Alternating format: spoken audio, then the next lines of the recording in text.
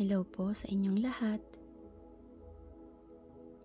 Sa gitna ng ingay ng mundo o sa tahimik na sandali ng inyong pag-iisa, naway makahanap kayo ng kapayapaan at pag-asa sa mga salitang maririnig ninyo ngayon. Ito ay isang paanyaya na buksan ng inyong puso sa isang paglalakbay patungo sa mas malalim na pananampalataya at pag-unawa. Simulan natin ang sandaling ito sa isang panalangin.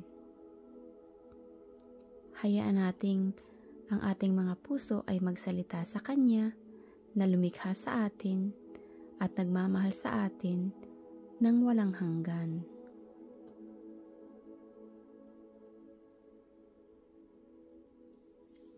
Aming Amang nasa langit, dakila at puno ng pagmamahal, lumalapit po kami sa inyo sa sandaling ito nang may magpapakumbaba at pag-asa. Kinikilala po namin ang iyong kapangyarihan at ang iyong walang hanggang kabutihan. Sa gitna ng aming mga alalahanin, mga pagsubok at mga katanungan sa buhay, naway maramdaman namin ang iyong presensya. Bigyan mo po kami ng kapayapaan na higit sa anumang pag-unawa. Kapayapaang nagmumula lamang sa iyo. Tanggalin mo po ang aming mga takot at pangamba at palitan mo po ito ng pananampalataya sa iyong mga pangako. Buksan mo po ang aming mga mata upang makita ang iyong patnubay sa bawat hakbang ng aming buhay. Buksan mo po ang aming mga puso upang maramdaman ang iyong pagmamahal. At ang aming mga tenga upang marinig ang iyong tinig. Tulungan mo po kaming magtiwala sa iyong plano kahit hindi namin ito lubos na nauunawaan.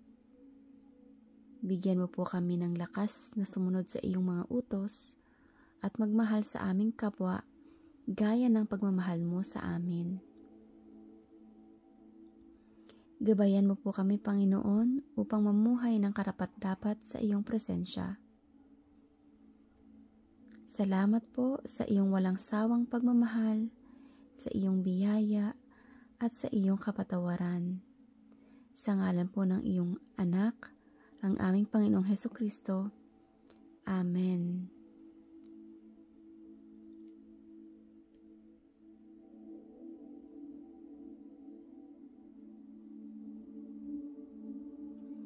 Ngayon, dumako tayo sa ilang piling talata mula sa banal na kasulatan na nagbibigay ng kapanatagan, pag-asa at kapayapaan. Makinig kayo ng mabuti at hayaan ang bawat salita ay tumagos sa inyong puso. Juan 14:27. Kapayapaan ang iniwan ko sa inyo. Ang kapayapaan ko ang ibinibigay ko sa inyo. Hindi ako nagbibigay ng gaya ng ibinibigay ng sanlibutan. Huwag magulumihan ang inyong puso ni matakot. Sa verse na ito, si Jesus mismo ang nagsasalita. Sinasabi niya na ang kapayapaan na ibinibigay niya ay hindi tulad ng kapayapaan na makukuha sa mundo. Ang kapayapaan ng mundo ay madalas nakabatay sa mga pangyayari, kung maayos ang lahat, kung may pera, kung walang problema. Ngunit ang kapayapaan na mula kay Jesus ay higit pa riyan. Ito ay kapayapaang nananahan sa puso kahit na mayroong bagyo sa paligid. Ito ay kapanatagan na nagmumula sa pagkaalam na kontrolado niya ang lahat at nakasama natin siya anuman ang mangyari. Kaya't hindi natin kailangang mag-alala o matakot. Ito ay isang paanyaya na magtiwala at ipahinga ang ating mga alalahanin sa Kanya. Filipos 4:7-7, Philippians 4 verse 6-7. Huwag kayong mag-alala sa anumang bagay, sa halip, sa lahat ng bagay, sa pamamagitan ng panalangin at pagsamon na may pagpapasalamat, ay ipaalam ninyo ang inyong mga kahilingan sa Diyos. At ang kapayapaan ng Diyos na di masayod ng pag-iisip ang magbabantay sa inyong mga puso at sa inyong mga pag-iisip kay Hesukristo. Ito ay nagbibigay sa atin ng isang praktikal na solusyon sa ating mga alalahanin. Manalangin. Sa halip na mag-alala, dalhin natin ang lahat ng ating pasanin sa Diyos sa panalangin at gawin ito ng may pasasalamat. Nagtitiwala na sasagutin niya tayo sa kanyang perpektong panahon at paraan. Ang resulta? Ang kapayapaan ng Diyos na di masayod ng pag-iisip. Hindi ito kapayapaang kayang ipaliwanag ng lohika o pangunawa ng tao. Ito ay isang supernatural na kapayapaan na nagbabantay sa ating mga puso at isipan, pinoprotektahan tayo mula sa pagkabalisa at takot. Ito ay tunay na kapag nagtitiwala tayo sa Diyos, Siya ang magbibigay ng kapanatagan na ating hinahanap. Mateo 11:28-30. Lumapit kayo sa akin, kayong lahat na napapagal at nabibigatan, at bibigyan ko kayo ng kapahingahan. Pasanin ninyo ang aking pamatok at matuto kayo sa akin, sapagkat ako'y maamo at may magpakumbabang puso, at makasusumpong kayo ng kapahingahan para sa inyong mga kaluluwa, sapagkat madali ang aking pamatok at magaan ang aking pasanin. Narito ang isang napakagandang imbitasyon mula kay Jesus. Kung tayo ay pagod, nabibigatan sa mga pasanin ng buhay, trabaho, relasyon, problema sa kalusugan o anumang hamon, inaanyayahan niya tayo na lumapit sa Kanya. At kapag lumapit tayo, ano ang mangyayari? Bibigyan niya tayo ng kapahingahan. Hindi niya sinabi na aalisin niya agad ang lahat ng ating problema. Ngunit, bibigyan niya tayo ng kakayahang pasanin ang mga ito at bibigyan niya tayo ng kapahingahan sa ating mga kaluluwa. Ang ibig sabihin ng pasanin ang kanyang pamatok ay sumunod sa kanya, matuto mula sa kanya, at magpahinga sa kanyang pagmamahal at pag-iingat. Ang kanyang pasanin ay magaan dahil siya ang kasama natin sa pagpasa nito. Awit 23:1-3. Ang Panginoon ay aking pastol, hindi ako magkukulang. Sa mga luntiang pastulan ay pinahiga niya ako. Sa tabi ng payapang tubig ay inakay niya ako. Pinapanumbalik niya ang aking kaluluwa. Inaakay niya ako sa mga landas ng katuwiran alang-alang sa kanyang panghalan. Ang awit na ito ay naglalarawan sa Diyos bilang isang mapagmahal at mapag-alagang pastol, at tayo naman ang kanyang tupa. Gaya ng isang pastol na inaalagaan ng kanyang mga tupa, ang Diyos ay nagbibigay ng lahat ng ating pangangailangan. Hindi tayo magkukulang sa Kanya. Pinapahiga niya tayo sa luntiang pastulan at inaakay sa payapang tubig. Mga simbolo ng kapahingahan, kasaganaan, at kapanatagan. Kapag tayo ay nawawala, pinapanumbalik niya ang ating kaluluwa. Ginagabayan niya tayo sa tamang landas hindi dahil sa ating kabutihan, kundi alang-alang sa kanyang sariling pangalan at kabutihan. Ang verse na ito ay nagbibigay ng matinding kapanatagan na tayo ay ligtas at inaalagaan sa kamay ng ating Diyos. Sa bawat talatang ito, makikita natin ang paulit-ulit na mensahe.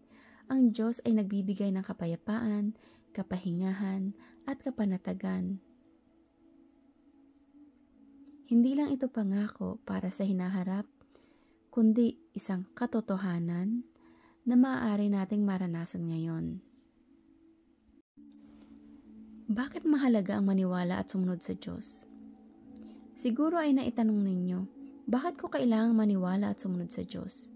Ang sagot ay matatagpuan sa kung sino siya at kung ano ang kanyang iniaalok. Ang Diyos ang ating lumikha. Siya ang pinagmula ng lahat ng buhay, ng lahat ng kagandahan at ng lahat ng kabutihan. Dahil nilikha niya tayo, siya lamang ang tunay na nakakaalam kung ano ang pinakamabuti para sa atin. Ang kanyang mga utos at patnubay ay hindi para pahirapan tayo, kundi para pangalagaan at bigyan tayo ng pinakamainam na buhay. Ang Diyos ay pag-ibig. Ang buong Biblia ay nagpapatotoo sa kanyang walang hanggang pag-ibig para sa atin. Ibinigay niya ang kanyang bugtong na anak, si Hesukristo, upang tayo ay maligtas mula sa ating mga kasalanan at magkaroon ng buhay na walang hanggan. Ang pagmamahal na ito ay walang kapantay at naghahangad lamang siya ng isang relasyon sa atin. Isang relasyon na puno ng pagtitiwala, kapayapaan at kagalakan. Ang pagsunod sa Diyos ay nagdudulot ng tunay na kalayaan at kapayapaan. Kapag tayo ay sumusunod sa Kanya, hindi tayo nagiging alipin, bagkus ay lumalayo pa tayo mula sa pagkakaalipin ng kasalanan, takot at pagkabahala. Ang Kanyang mga utos ay tulad ng mga panuntunan sa isang laro na kapag sinunod ay magbibigay ng pinakamagandang resulta. Sinasabi niya sa atin kung paano tayo mamuhay ng may layunin, may pag-asa at may tunay na kasiyahan.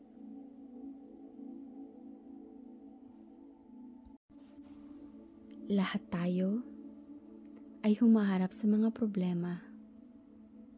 Ngunit ang salita ng Diyos ay nagbibigay sa atin ng pag-asa at patnubay kung paano harapin ang mga ito. Sa Roma 8:28, alam natin na sa lahat ng bagay ay gumagawa ang Diyos para sa ikabubuti ng mga umiibig sa Kanya, sa mga tinawag ayon sa Kanyang layunin. Madalas, kapag nasa gitna tayo ng problema, mahirap makita ang mabuti. Ngunit, ipinapangako sa atin ng talatang ito na ginagamit ng Diyos ang bawat sitwasyon, maging ang pinakamahirap para sa ating ikabubuti. Hindi ito nangangahulugang ang lahat ng nangyayari ay mabuti, kundi ang Diyos ay may kakayanang gamitin ang lahat para sa isang mas dakilang layunin. Kung mahal natin siya at tinawag tayo sa kanyang layunin, may kapanatagan tayo na hindi tayo niya pababayaan at may plano siya sa lahat ng ating pinagdadaanan. Ang solusyon ay ang patuloy na pagmamahal at kailangan nating magtiwala sa Kanya.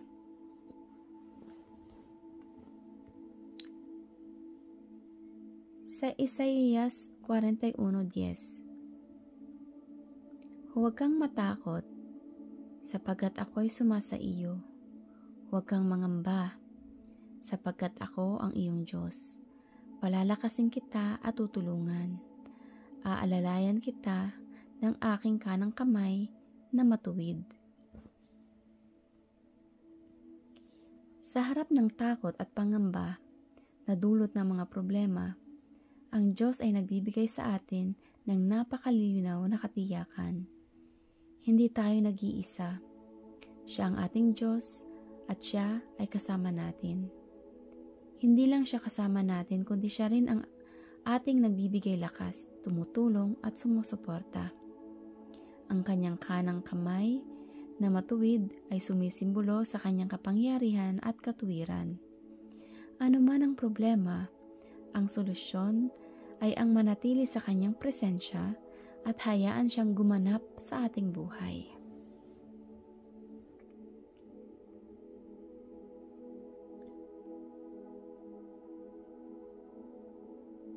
Sa 1 Peter 5 verse 7 naman, inihagis ninyo sa Kanya ang lahat ng inyong kabalisahan, sapagkat Siya ay nagmamalasakit sa inyo. Ihagis ninyo sa Kanya ang lahat ng inyong kabalisahan, sapagkat Siya ay nagmamalasakit sa inyo. Simple at direkta ang paanyaya rito. Ibigay ang lahat ng ating alalahanin at kabalisahan sa Diyos. Bakit? Dahil Siya ay nagmamalasakit sa atin. Kadalasan, binibitbit natin ang ating mga problema sa ating sarili hanggang sa tayo ay mapagod at mabigatan. Ngunit ang Diyos ay nag-aanyaya sa atin na ilapag ang mga pasaning iyon sa Kanyang paanan. Ang solusyon sa ating kabalisahan ay ang pagtitiwala sa Kanyang pagmamalasakit at pag-aalaga. Ibigay mo sa Kanya ang lahat ng nagpapabigat sa iyong puso. Narito naman ang mga talata tungkol sa pagpapatawad. Forgiveness. Ang pagpapatawad ay mahalaga hindi lamang para sa iba, kundi pati na rin sa ating sarili. Nagdudulot ito ng kalayaan at kapayapaan.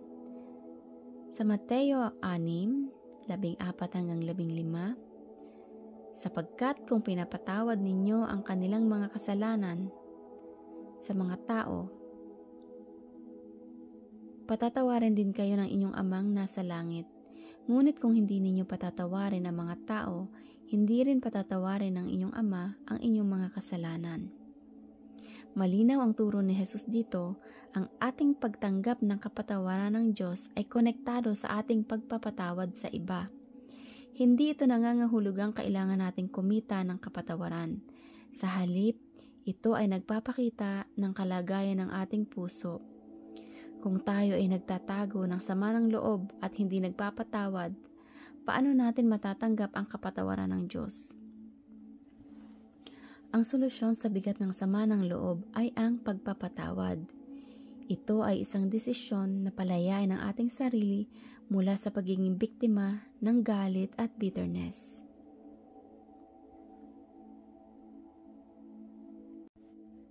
Colossians 3 verse 13.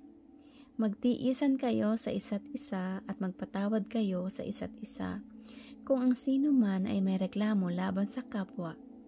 Kung paano pinatawad kayo ng Panginoon, gayon din naman kayo magpatawad. Binibigyan tayo ng talatang ito ng isang standard para sa pagpapatawad. Magpatawad gaya ng pagpapatawad sa atin ng Panginoon. Isipin mo kung gaano karaming beses ka nagkamali at pinatawad ka ng Diyos. Hindi niya inaalala ang ating mga nakaraang kasalanan kapag tayo ay nagsisisi.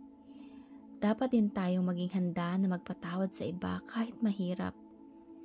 Ang pagpapatawad ay hindi nangangahulugang kalimutan ang nangyari, kundi ang piliin na palayain ang tao mula sa parusa at ang sarili mula sa sama ng loob. Ito ang solusyon sa pagkasira ng relasyon at sa pagkabihag ng mapait na damdamin.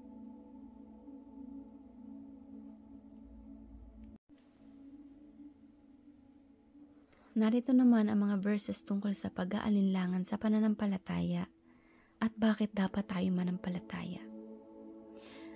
Normal na makaranas ng pag-aalinlangan. Ngunit mahalagang malaman kung bakit tayo dapat manampalataya at paano harapin ang mga pagdududang ito. Sa Hebreo 11, talata 1, ngayon, ang pananampalataya ay ang katiyakan ng mga bagay na inaasahan, ang patunay ng mga bagay na hindi nakikita.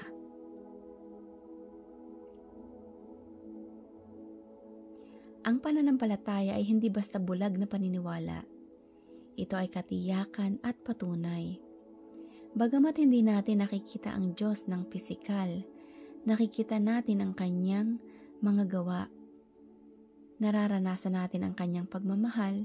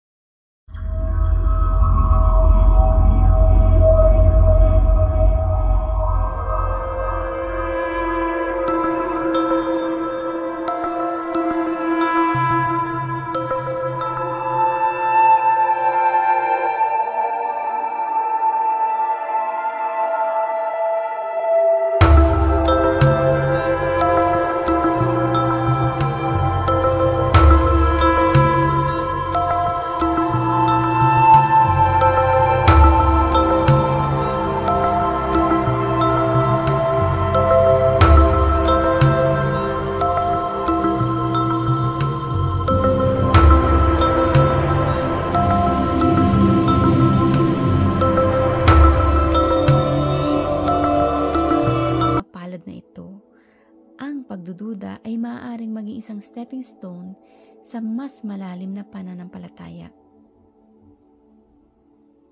Kung haharapin natin ito sa pamamagitan ng paghahanap sa Diyos. Ang solusyon sa pag-aalinlangan ay ang patuloy na maghanap at magtiwala sa salita ng Diyos. Sa Roma 10:17, kaya't ang pananampalataya ay nanggagaling sa pakikinig, at ang pakikinig ay sa pamamagitan ng salita ni Kristo. Kung ikaw ay nag-aalinlangan, saan ka kukuha ng pananampalataya?